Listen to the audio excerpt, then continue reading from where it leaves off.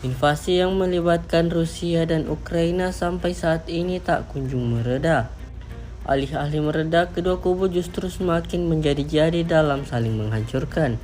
Baru-baru ini sebuah rekaman di media sosial Telegram pada Sabtu 3 Agustus 2024 ramai diperbincangkan warganet. Pasalnya dalam video tersebut memperlihatkan detik-detik serangan bom FAB oleh militer Rusia terhadap pusat kendali dan akomodasi sementara angkatan bersenjata Ukraina. Disebutkan dalam keterangan unggahan, insiden ini terjadi di pemukiman Perezhnoye.